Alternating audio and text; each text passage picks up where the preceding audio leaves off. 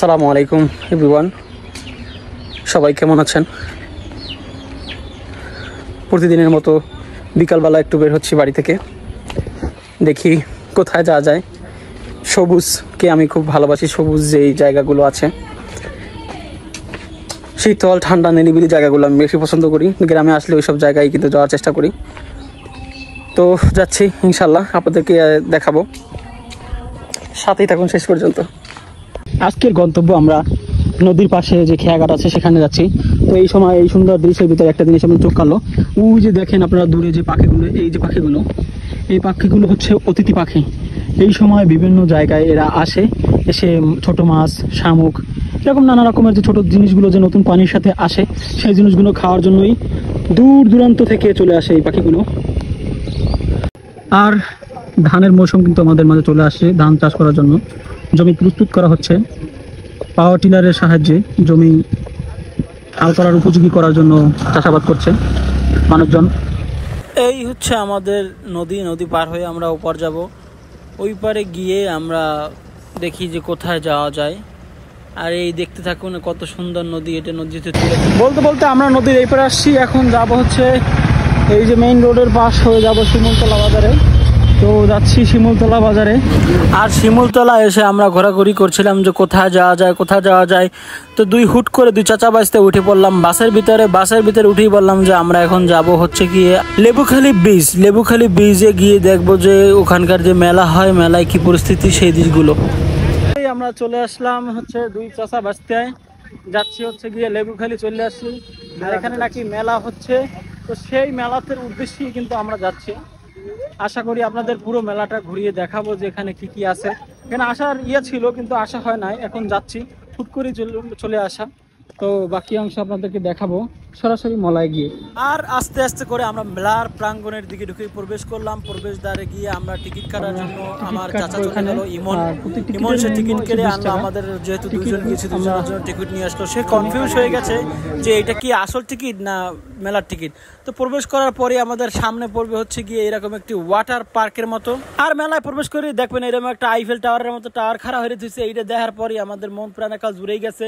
মেলায় যে পরিমাণ মানুষের অবস্থা ছিল, প্রচুর পরিমাণ মানুষ আইছে, একবারে কিলমিল করতেছিল মানুষগুলো। লাইট দিয়ে এত সুন্দর করে সাজাইছে, দেখার মতো একদম একবারে চমৎকার। বন্ধুরা, এই স্টেজ থেকেই কিন্তু আপনার টিকিটের জন্য উইথড্র করা হয়। আর হচ্ছে দি কাঞ্চন গ্রেড হচ্ছে সার্কাস। তারপরে এপাশে আছে বিভিন্ন রকমের দোকান, খাবারের দোকান, পাশাপাশি নাগরদোলা আছে, বিভিন্ন রকম বাচ্চাদের জন্য রাইড থেকে শুরু করে বিভিন্ন কিছু আছে। লাইটিং দিয়ে সাজানো পুরো মেলাটি একদম দৃষ্টিনন্দন, সবারই মন কাড়বে। আর সন্ধ্যার পরে গেলে তো অবশ্যই ভালো লাগবে। আর এই দুই পাশে আছে পাঞ্চিং মেশিন, পাঞ্চিং করে আপনার শক্তি কিন্তু আপনি যাচাই করতে পারবেন। তাই আমি নিজেও একটু চেষ্টা করলাম আমার শক্তিকে পরীক্ষা করার জন্য, শক্তি যাচাই করার জন্য। তো ঘুষিটা দিলাম, ঘুষি দেওয়ার জন্য খুব প্রস্তুত নিচ্ছি যে শক্ত করে ঘুষি দেবো। তো আশা করি লাগে না, ভালো করে লাগলে মনে আর একটু বেশি হইতো। শরীরটা দুর্বল আসলে, করার কিছু নাই, স্বামী বিদেশ। আর বন্ধুরা, এই দেখেন আমরা চারিপাশে বিভিন্ন রকমের গড়হাজানের জিনিসপত্র কিন্তু এখানে পাইয়ে যাইবেন, ফুল হইতে শুরু করে মাটির শিল্প হইতে করে। আর এই দেখেন একটা কি নাগরদোলার মতো সিস্টেম করে রাখছে। আশেপাশে দোকান শেষ নাই, বেশিরভাগই মাইয়েকে দোকান, মাইয়েরা গেলে মনে হয় বেশি ভালো হইব। আর এই দেখেন কত সুন্দর লাইটিং করে রাখছে। আর বাউকুলে এই দেখতেছেন যে ভবনটা, এটা কিন্তু নামাজের স্থান, এখানে কিন্তু নামাজও পড়তে পারবেন। আর ঘুরতে ঘুরতে আমরা কিন্তু আই গেছি ভূতের বাড়ি। এই ধ্যান ভূতের বাড়ি, এর মধ্যে ঢুকলে কি ডরায় না কি হয়ে করতে পারি না, এমন আমার কাছে বেশি একটা ভালো মনে হয় না, এই জন্য একটু ঢুকি নাই। আর এই পাশে দেখতেছি যে পোলাপানরা এত সুন্দর করে খেলতে আছে। পোলাপানের খেলার জন্য কিন্তু ভালো সুন্দর একটা জায়গা কিন্তু এনে করে রাখছে। কিজনটা কিন্তু আমার কাছে ভালো লাগছে, পোলাপানের আনার জন্য, দৃষ্টি আকর্ষণ করার জন্য এরা কিন্তু যথেষ্ট ব্যবস্থা নিয়েছে। এইবার এই দেখেন আর একটা রাইড, এর মধ্যে ওনার ঘুরে করা ওঠার কথা, কিন্তু বুড়ো বাবাকে উঠতে রয়েছে, কেমনি কি কম করতে পারি না। কিন্তু এই রাইডটা আমার কাছে ভালো লাগছে, পোলাপানে ভালো এনজয় করতেছিল। আর এই দেখেন প্রবেশ দুয়ার দিয়ে একবারে সাজাই রাখছে, বুঝলো নাকি বিয়ের গেটের মধ্যে একটা সোজা যাইতেছে।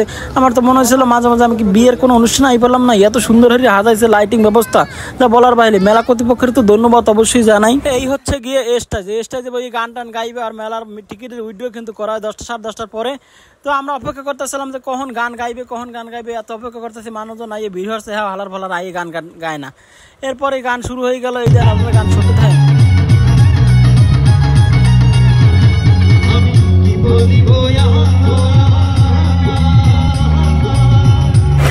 গান টান শুনলাম, 2টা গান শোনার পরে হচ্ছে গিয়ে বিরতি দিতেছে, নামাজের এশার আজান দিয়ে হেলাইছে, নামাজের বিরতি দিতেছে।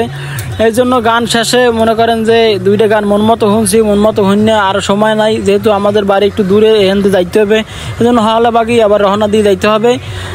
গানটা আপনাদের জন্য আমি ছাড়িয়ে দেবো, অনেক ফেসবুকে আমি ভিডিও করে রাখছি, সমস্যা নাই, আমি পরবর্তীতে আমার অন্য কায়দায় ছাড়িয়ে দেবো অনেক। আর এই মুহূর্তে বিদায় নিচ্ছি মেলার প্রাঙ্গণ থেকে।